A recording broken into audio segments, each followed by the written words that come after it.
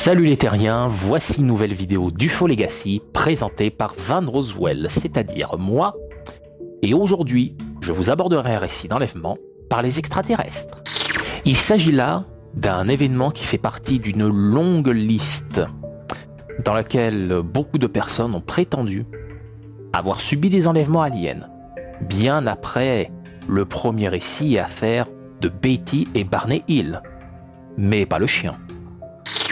Bien entendu, parmi l'un des cas, je vous parlerai de la rencontre de Pascagoula, qui aurait eu lieu dans une rivière du nom éponyme, dans l'État du Mississippi aux États-Unis, dont Charles E. Hickson et son ami Calvin R. Parker, les principaux protagonistes qui auraient eu affaire à une RR-4 qui interromput leur partie de pêche. Pour ceux qui ne savent pas, RR-4, qui n'est pas du tout une unité R de droïdes astromécano dans l'univers Star Wars, est le diminutif pour rencontre rapprochée du 4e type, provenant du système de classification de Hynek.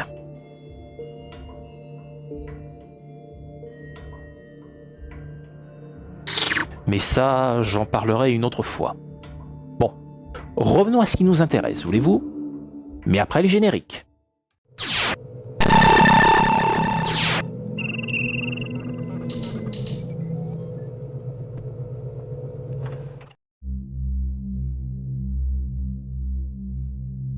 Le jeudi 11 octobre 1973, nos deux tourtereaux américains, qui travaillaient au chantier naval de Walker, partirent pour une soirée paisible à la pêche sur la rivière Pascagoula, qui s'y situait sur la côte du golfe du Mexique, environ 160 km à l'est de la Nouvelle-Orléans. Bon, il est vrai qu'après de durs labeurs, surtout dans un chantier, ça doit être crevant, hein, j'en doute pas une seconde, rien de plus relaxant et profitable qu'une virée à la pêche au poiscaille. J'en sais quelque chose, puisqu'il m'est arrivé d'aller à la pêche avec mon grand-père, mais ça c'était il y a longtemps, quand j'étais gosse. En revenant avec les deux pêcheurs près de la rivière, ayant pris place dans un ancien chantier naval de Schoppeter, je sais pas si ça prononce comme ça, enfin bon, je m'en fous, ce sera écrit de toute façon, assis sur un ponton délabré, commençaient à accrocher leurs appâts et à les lancer dans l'eau, dont leur principale prise était des truites, qui fut initialement proposée par Charles, qui les avait repérées quelques jours avant. C'était au début des 21h, soit 9 p.m. aux USA, qu'avait lieu le phénomène dont ils se souviendraient pour le restant de leur vie. Un sifflement céleste les interrompit, leur firent lever les yeux vers le haut, et ce qu'ils ont vu leur attira toute leur attention, regardant une lumière bleutée, vers 3 ou 4 km de leur position. La lumière s'approcha vers eux et commença à prendre forme, une forme oblongue, donc ovale, et qui mesurait environ 2,50 mètres de haut et 10 mètres de large. L'engin était à 60 cm au-dessus du bahut, et un drôle de bourdonnement en émanait aussi.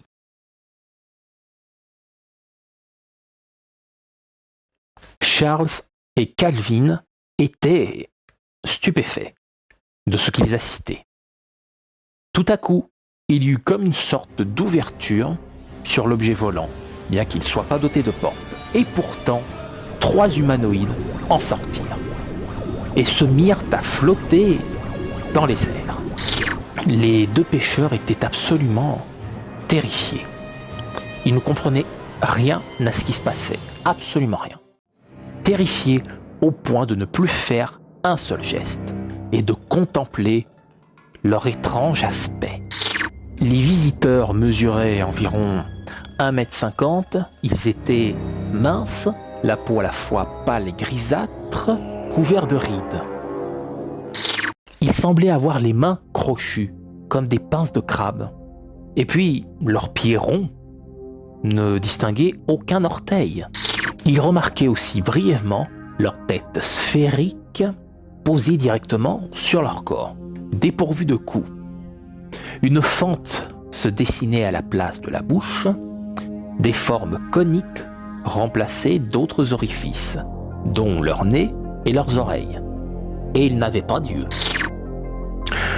Donc en gros, si je me base sur la description supposée de ces créatures, en fait, ils ressemblaient à des bonhommes en papier d'alu. C'est tout à fait ça. Pourquoi pas, hein?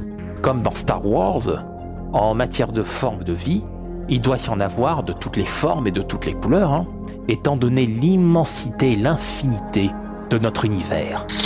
Les trois humanoïdes avançaient vers ces deux pêcheurs, bougeant leurs membres supérieurs, de manière saccadée. Comme des robots, quoi. Mais ils continuaient à flotter, sans bouger leurs jambes. Puis, ils oscillèrent autour d'eux assez rapidement. Nos deux malheureux, n'ayant pas eu le temps de réagir. L'un des trois commença à bourdonner inintelligiblement envers les autres et vice-versa, ce qui ressemblait à leur moyen de communication. Deux d'entre eux, qui se trouvaient derrière Charles Hickson, lui saisirent les bras avec leurs pinces et le soulevèrent du sol, sans leur faire le moindre mal.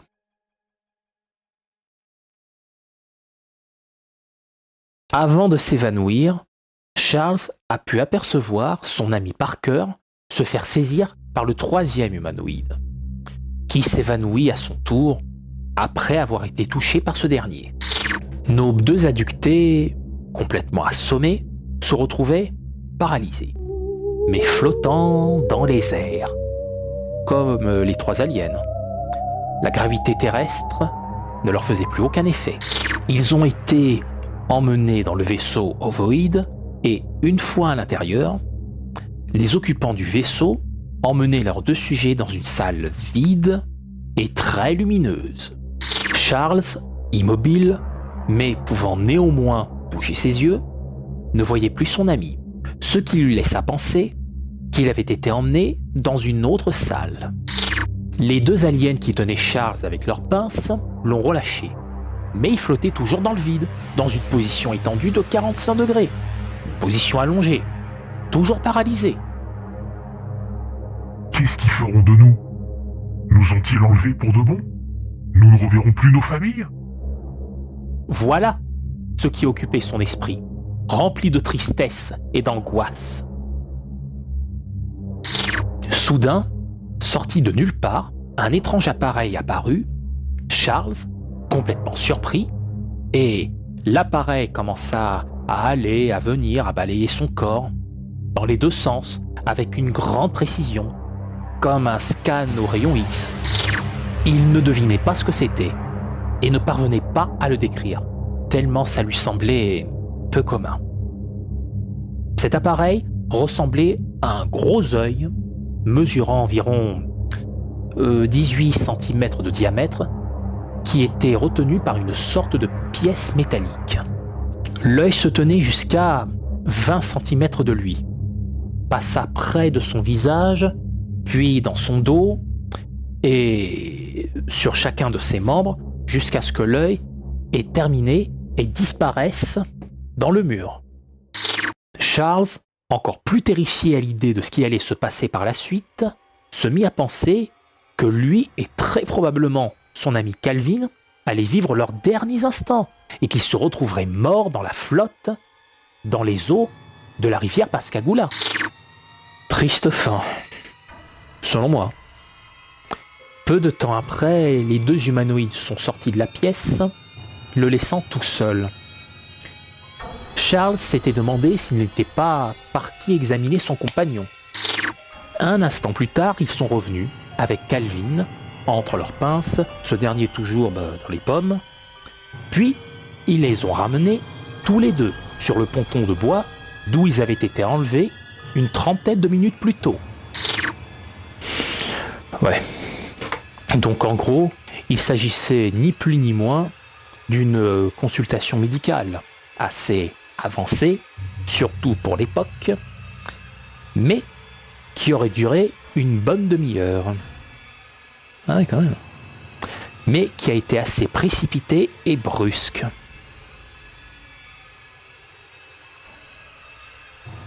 Bon, enfin. Les humanoïdes ont traîné leurs abductés hors de leur vaisseau, mais toujours en lévitation. Charles remarqua que son compagnon Calvin avait repris connaissance, enfin. Mais il se rendit compte, vite compte, qu'il n'allait pas bien, mais alors pas bien du tout. À peine ils les ont relâchés, négligemment sur le sol, tout comme pour Charles, Calvin n'arrivait pas à se tenir debout. Ses jambes se sont dérobées et il tomba par terre. Il était dans un état de choc, fixant l'eau de la rivière. Charles, quant à lui, rampa vers lui, le secoua, le gifla afin de le faire réagir. Au même moment où ils se sont tous les deux levés doucement car toujours sur le choc, ils entendirent de nouveau les mêmes sifflements qui émanaient du vaisseau.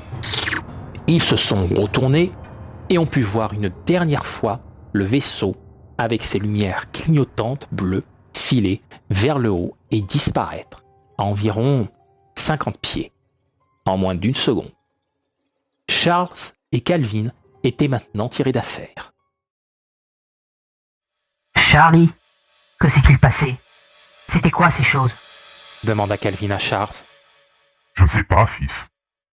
Mais ça ne nous a pas tués. Dit Charles à son ami, essayant d'être rassurant. Ils sont vite retournés dans leur voiture, complètement dépassés par les événements et totalement désemparés. Après quelques minutes de silence, Charles dit à Calvin: Fiston, personne ne nous croira. Nous devons garder ça pour nous. 45 minutes de discussion plus tard, les deux hommes se sont demandé si ces extraterrestres ne représentaient pas un danger. Et, bien qu'ils allaient très probablement se couvrir de ridicule, si tout le monde savait pour leur vécu, Charles dit à Calvin: Je sais très bien que si nous révélons ce que nous avons vécu, on nous traitera de fous. Mais plus j'y réfléchis, plus je me dis que nous sommes en danger. Pire, que notre pays est en danger. Ah oui, si la nation américaine est en danger d'invasion alien, ça aurait été très périlleux et égoïste de votre part. Ah et puis, qu'est-ce que vous faites des autres pays alors? Parce que des apparitions d'ovnis et d'enlèvements extraterrestres, il n'y en a pas eu que chez vous, hein? Bon, je m'égare du sujet.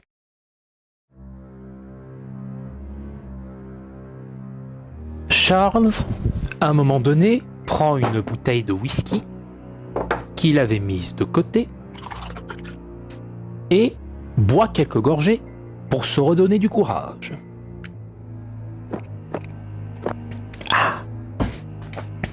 Après, il décida avec son ami de passer un coup de téléphone à la base aérienne de Kistler à Bixoli.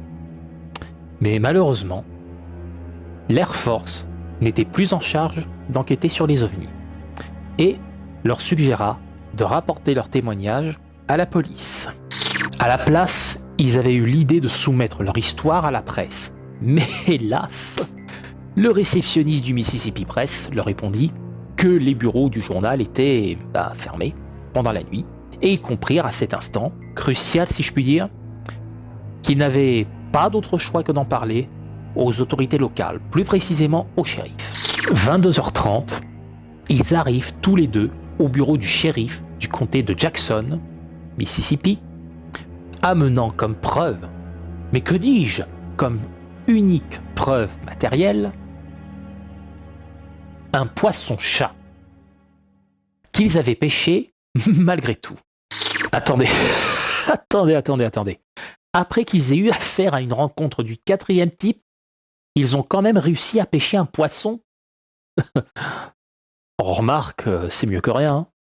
Le shérif Fred Diamond les emmena dans une pièce isolée, en même temps que son adjoint, le capitaine Glenn Ryder, et c'est là que le témoignage commence. Bien évidemment, le shérif avait remarqué leur comportement bizarre, notamment Calvin qui était, d'un air très perturbé. Bon, ce qui est compréhensible. Charles, voulant se conduire en honnête homme, avoue avoir siroté quelques rasades de whisky avant de débarquer avec son ami. Ce qui fait qu'ils ont passé le test d'alcoolémie. Nos deux pêcheurs ont raconté toute leur histoire, mais le shérif et l'adjoint ont eu du mal à les croire, tellement ils les avaient trouvés terrorisés et apeurés. Surtout Calvin. Doutant sérieusement de leur sincérité, les fonctionnaires les abandonnèrent dans la salle, persuadés qu'ils se trahiraient dès qu'ils se trouveraient seuls entre eux. Ils ferment la porte derrière eux et laissant tourner le magnétophone dissimulé afin d'enregistrer toute leur conversation. Ainsi donc, nos deux pêcheurs se retrouvèrent tous les deux, seuls, isolés, dans la pièce d'interrogatoire. Ils étaient toujours très agités, n'en pouvant plus. Charles semblait tenir le coup bien qu'épuisé, mais Calvin, lui, complètement bouleversé et ayant du mal à ne pas perdre son sang-froid. Ils avaient bon parler entre eux, mais ils n'arrivaient pas à se calmer. À présent, qu'allait-il se passer?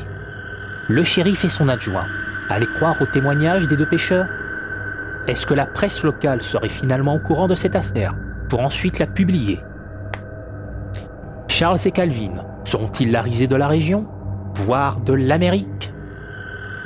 Ces visiteurs reviendraient-ils un jour? Ne manquez pas la rencontre de Pascagoula, partie 2, dans la prochaine vidéo dans UFO Legacy.